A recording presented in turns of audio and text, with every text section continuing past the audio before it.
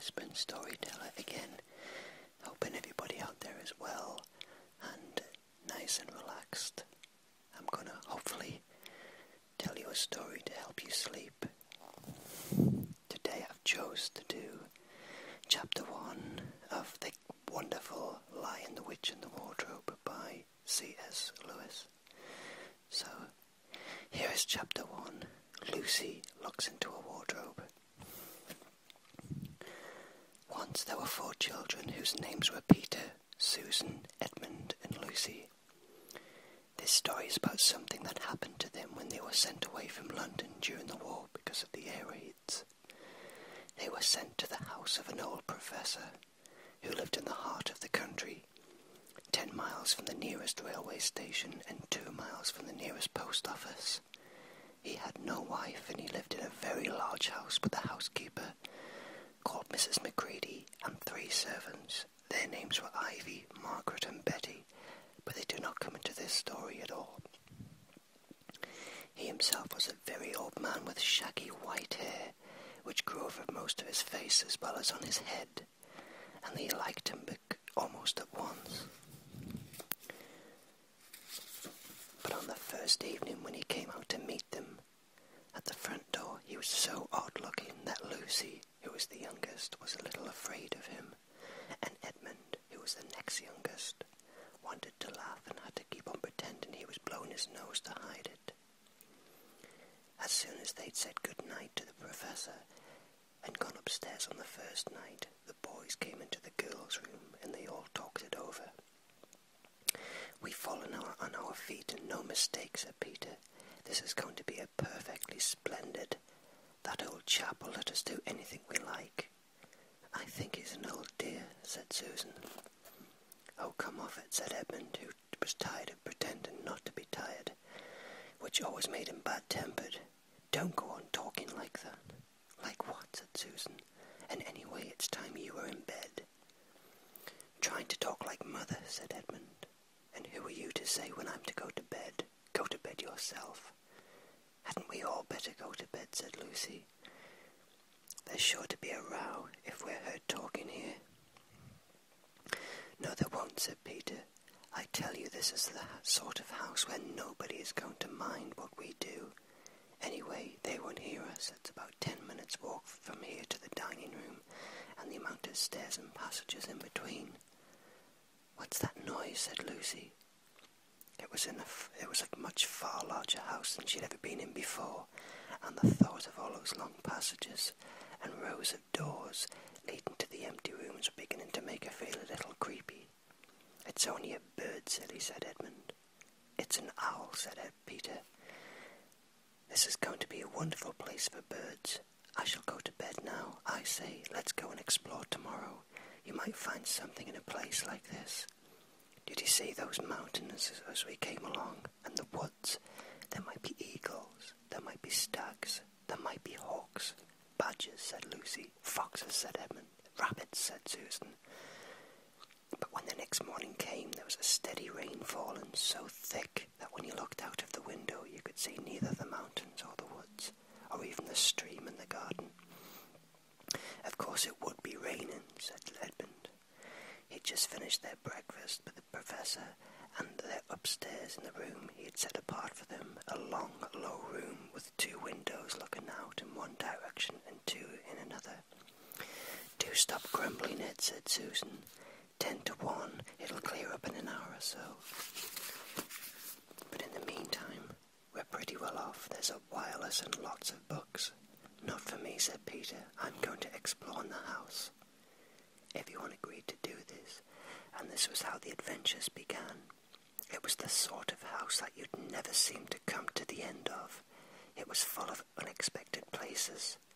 The first few doors they tried led only to spare rooms, as everyone had expected they would. But as soon as they came to a very long room full of pictures, they found a suit of armour, and after that was a room all hung with green and with a harp in the corner. And went 3 steps down and 5 steps up, and then there was a kind of little upstairs hall, and a door that led out into a balcony, and then a whole series of rooms which led into each other and were lined with books, most of them heavy old books, some bigger than a Bible in a church.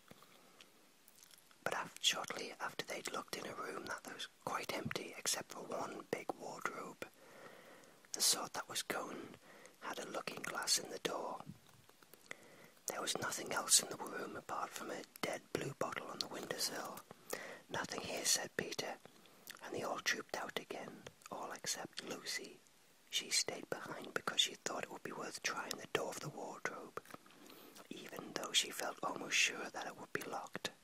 To her surprise, it opened quite easily, and 2 mothballs dropped out. Looking into the inside, she saw several coats hanging up, mostly long fur coats. There was nothing Lucy liked so much as the feel and smell of fur. She immediately stepped into the wardrobe and got in amongst the coats and rubbed her face between them, leaving the door open, of course, because she knew it would be very foolish to lock herself into any wardrobe. Soon she went further in and found there was a second row of coats hanging up behind the last one. It was almost quite dark in there, and she kept her arms stretched out in front of her so it was not to bump her face into the back of the wardrobe. She took a next step in, then 2-3 steps, always expecting to feel the woodwork against the tips of her fingers, but she could not feel it. This must be in a simply enormous wardrobe, thought Lucy, still going in and pushing the soft folds of the coats aside to make room for her, when she noticed that there was something crunching under her feet. "I wonder if that's more mothballs," she thought, stooping down to feel it with her hand, but instead of feeling the hard, smooth wood of the floor of the wardrobe, she felt something soft and powdery and extremely cold. "This is very queer," she said, and she went on a step or 2 further. The next moment she found what was rubbing against her face and hands was no longer soft fur, but something hard and rough and even prickly.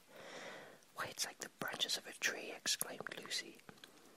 And then she saw there was a light ahead of her, not a few inches away at the back of the wardrobe ought to have been, but a long way off.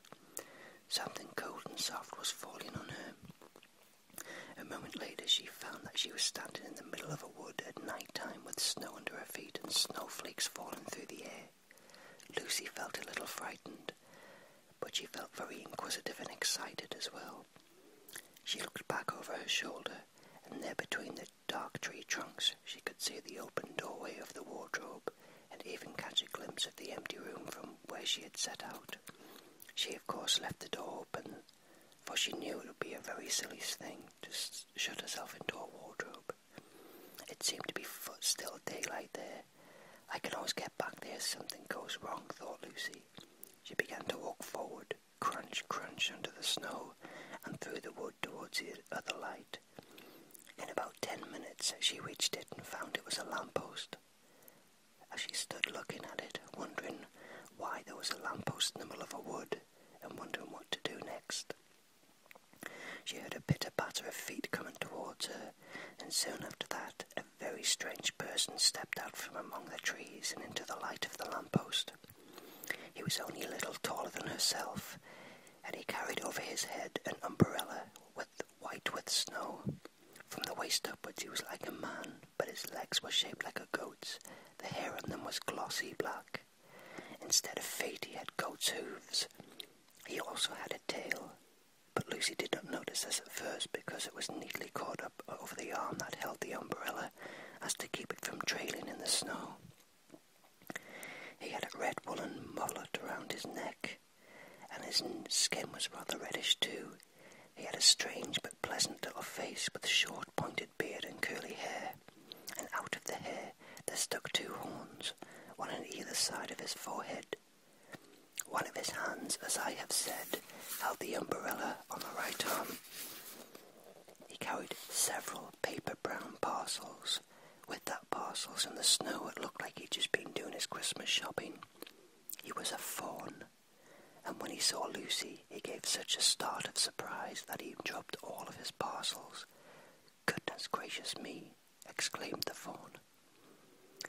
And that's the end of the chapter 1 of Lion the Witch in the Wardrobe. I'm sorry about the little fumblings I had when I was reading that. I was trying to get the daylight on the pages. So I hope that was relaxing for you. Let me know if you'd like me to read any more from that particular book. But I wish you all a good night. Thank you ever so much. Bye.